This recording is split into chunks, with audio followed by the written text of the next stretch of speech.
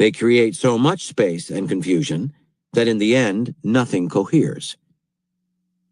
The solution is to plan, to have a clear idea what you want, then put yourself in open space and give yourself options to work with. You direct the situation, but leave room for unexpected opportunities and random events.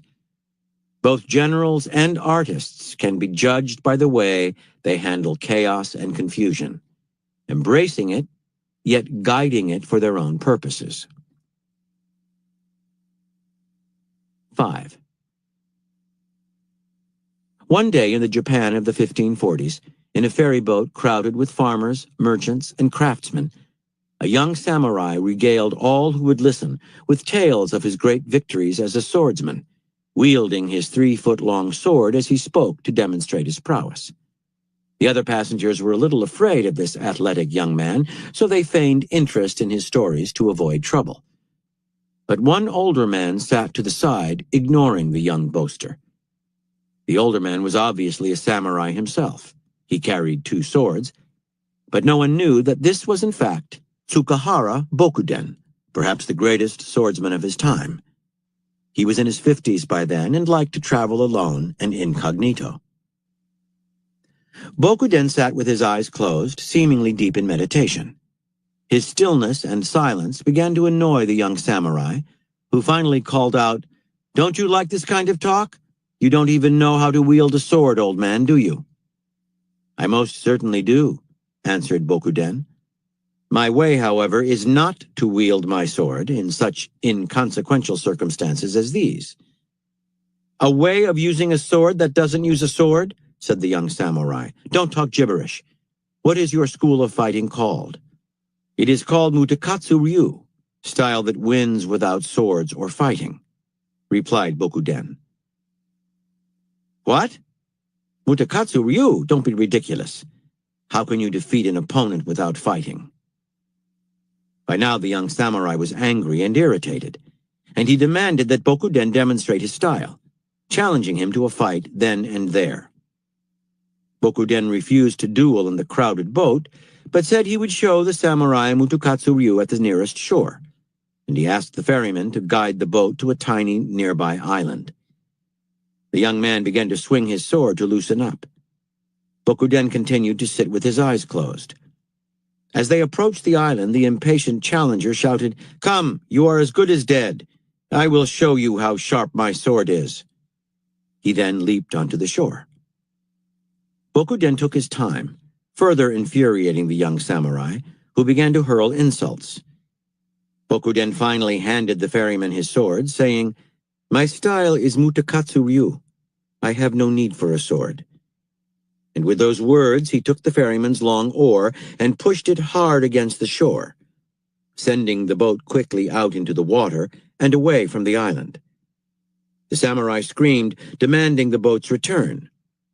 Bokuden shouted back to him, "This is what is called victory without fighting.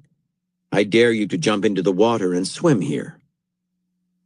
Now the passengers on the boat could look back at the young samurai receding into the distance, stranded on the island, jumping up and down, flailing his arms as his cries became fainter and fainter. They began to laugh. Bokuden had clearly demonstrated Mutakatsu-ryu. Interpretation. The minute Bokuden heard the arrogant young samurai's voice, he knew there would be trouble. A duel on a crowded boat would be a disaster, and a totally unnecessary one. He had to get the young man off the boat without a fight, and to make the defeat humiliating. He would do this through maneuver. First, he remained still and quiet, drawing the man's attention away from the innocent passengers and drawing him toward Bokuden like a magnet.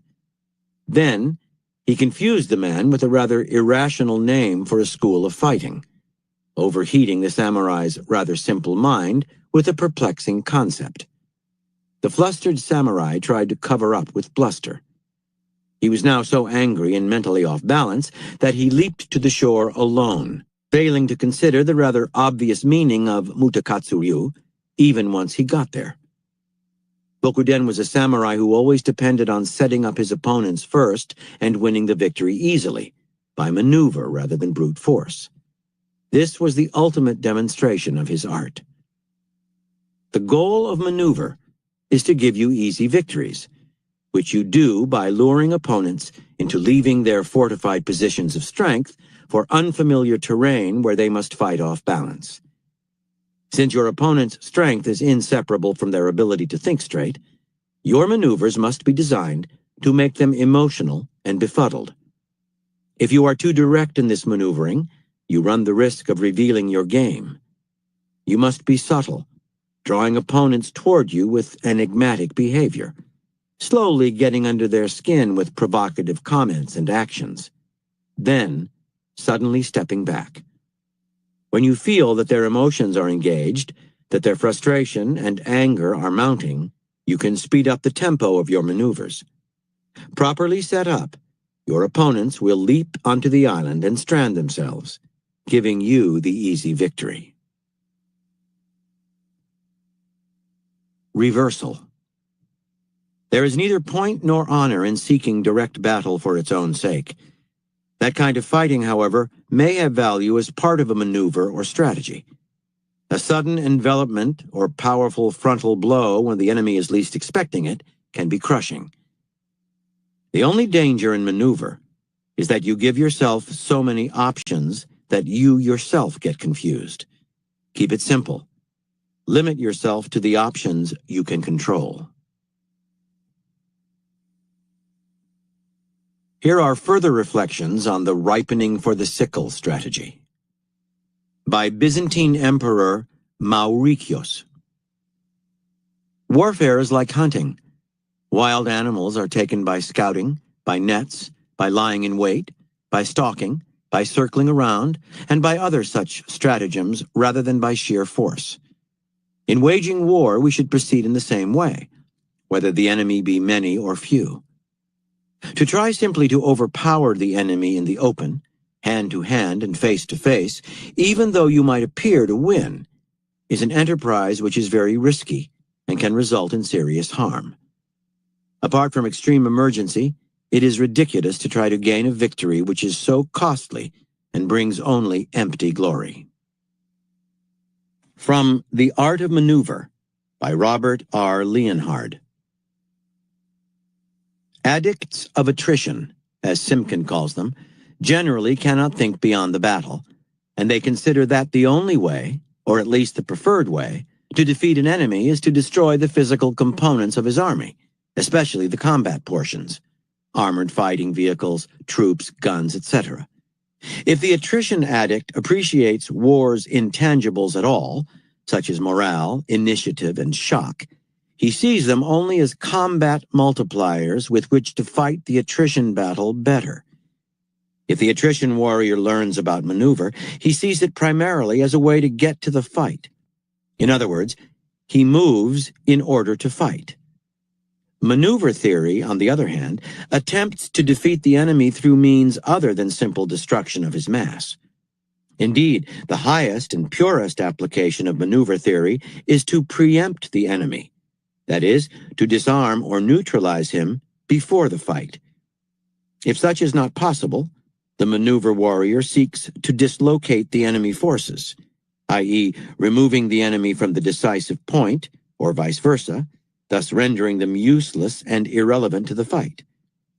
If the enemy cannot be preempted or dislocated, then the maneuver warfare practitioner will attempt to disrupt the enemy, i.e., destroy or neutralize his center of gravity, preferably by attacking with friendly strengths through enemy weaknesses.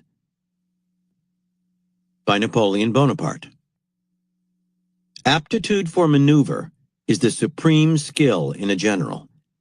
It is the most useful and rarest of gifts by which genius is estimated. From The Art of War by Sun Tzu. Now, the army's disposition of force is like water. Water's configuration avoids heights and races downward. Water configures its flow in accord with the terrain. The army controls its victory in accord with the enemy.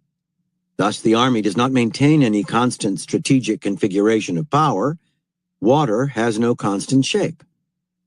One who is able to change and transform in accord with the enemy and wrest victory is termed spiritual. From Aesop's Fables. The Reed and the Olive. The reed and the olive tree were arguing over their steadfastness, strength, and ease. The olive taunted the reed for its powerlessness and pliancy in the face of all the winds. The reed kept quiet and didn't say a word. Then, not long after this, the wind blew violently. The reed, shaken and bent, escaped easily from it, but the olive tree, resisting the wind, was snapped by its force.